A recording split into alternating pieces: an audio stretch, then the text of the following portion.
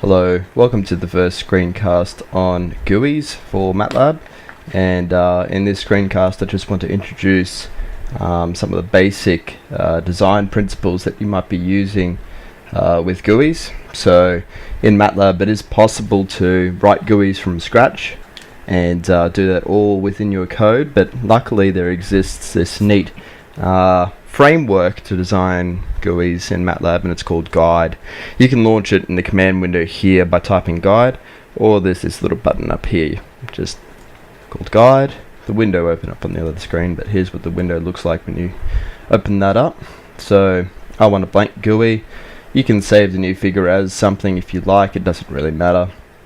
So yes, I want a blank GUI, and here's the window it gives you. Okay, so this is going to be the window that Guide opens up and its extents. So this gives you the dimensions of the position you're at within. This is the current point, so on and so forth. You can make your window resizable or not resizable, but for now let's just dive in and see what we can play with. So there's a bunch of options over on the left here. There's a push button. All I need to do is click on it and then click on it somewhere in the figure here. Note that the colors might look a little bit ugly for your liking. That's probably because I'm using a Linux version of MATLAB and not a Windows version of MATLAB or even a Mac version. So depending on which operating system you'll use, this will look different. That's not a big deal though. The code will work exactly the same on any version of MATLAB, well, any current version of MATLAB. So anything you design should correspond to the operating system you're running it on. So that's a push button. Here's a slider bar. It can be up and down, or if you resize it this way, it can be left to right. There's a radio button, checkbox, edit box. So an edit box means that I can type things into there. There's text box, but you can't interact with it, so it's just there for displaying things only. The user can't actually interact with it. Pop-up menu. There's a list box. Toggle button, so I click that and it stays toggled. There's a table like this. There's an axes window, so I could display a plot in here. What's this? It's a panel. And what's the last one here? Button group. Now I'm not terribly sure what the button group does, but you know, if you wanted to find out, all you need to do is just right click any of these and say property inspector. There's also a button up here for the property inspector, that one there. So the property inspector opens up this, and here's all the options that are applicable to an object of type button group.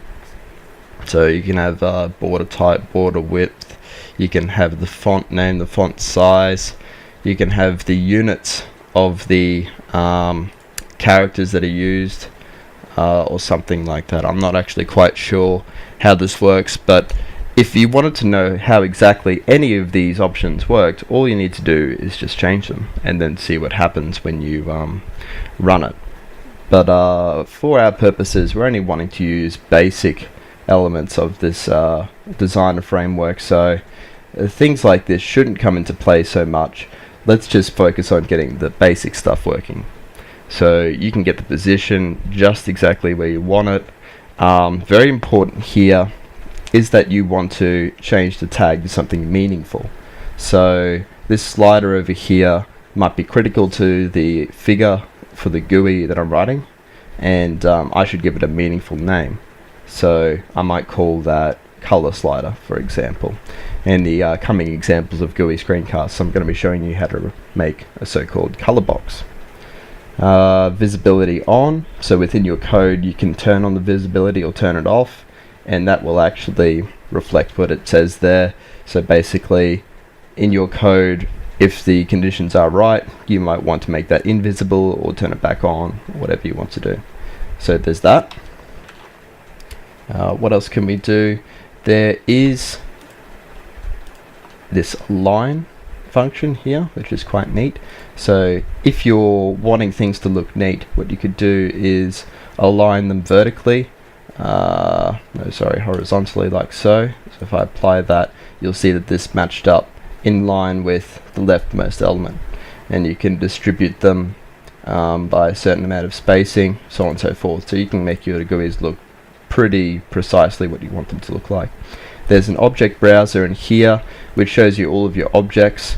Now notice that all of these are belonging to UI control. Don't worry too much about that. I think that's primarily because the figure is untitled. But this is the tag, so push button 1 is the first push button that we've placed, and we should give it a meaningful name. But this is its type, and it's a push button. Okay. Now, if I was to save this, if we come over here, whoops, I'll just save this as test. That's fine, replace.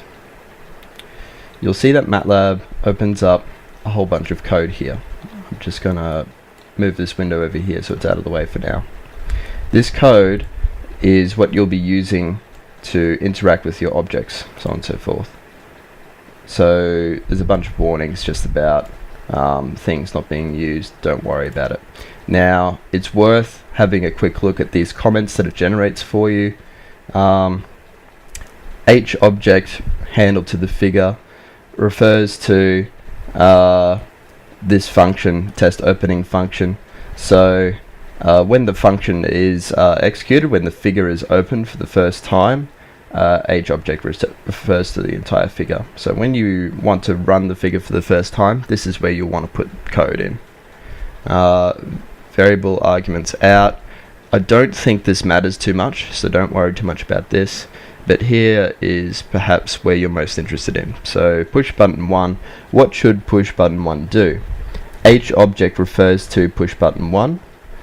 So I'll touch on this later if that it's not clear right now. Event data is reserved to be defined within a future version of MATLAB. So in other words, don't worry about the variable event data. And handles, structure with handles and user data. And what this means is that handles up here contains all of the information on all of the objects within our figure. Okay, so make sure when you're writing code in here not to edit any of these lines. You probably want to keep the comments as is, but if you know what you're doing and you're confident, then you can get rid of those comments. However, do not edit any of the code that MATLAB generates for you. Of course, if you did break something, I suppose you could just copy paste all of your objects in your figure and put them on a new figure, and this code will regenerate. But your code will break if you do delete anything. You'll see this is do not edit line down here.